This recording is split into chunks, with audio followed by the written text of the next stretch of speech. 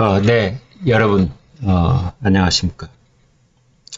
의대 정원 확대 방침이 정부에 의해서 정해지고 발표가 되자 지금 이제 의사들이 크게 반발을 하고 있지요.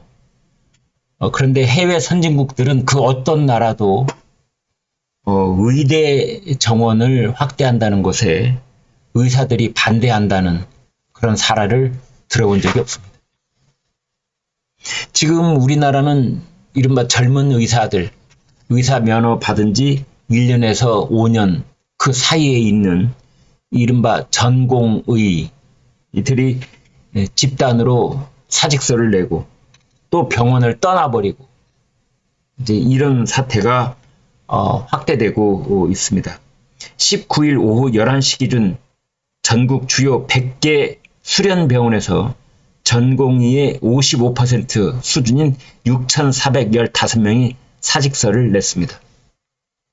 이게 이제 20일 통계가 덧보태지면은 그 숫자가 크게 늘어날 것으로 보이는데요. 벌써부터 일부 응급실은 마비 상태에 빠져버리고 말았고, 전국 대형 병원들 진료는 물론이고 수술까지도 대폭 줄일 수밖에 없는 상황이 내몰리고 있고, 특히 암 환자 등 이 중증 환자와 가족들이 불안에 떨고 있습니다. 윤석열 대통령은 입장을 분명히 밝혔는데요. 국민의 생명과 건강을 볼모로 집단 행동을 해서는 안 된다.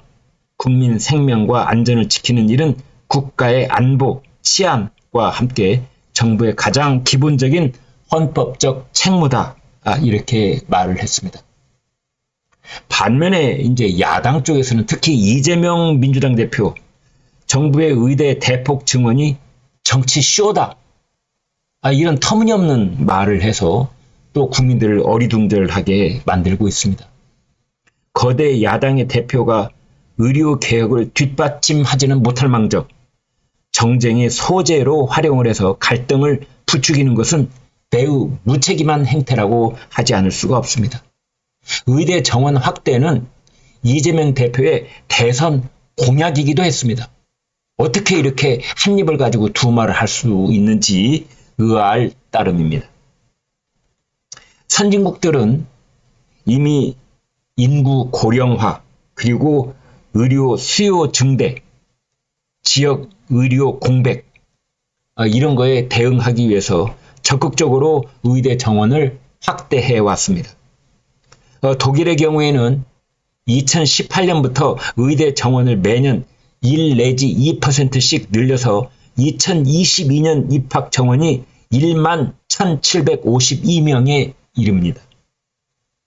이것도 역부족이라고 보고 5,000명을 추가 증원하는 방안을 추진 중에 있습니다. 일본을 볼까요?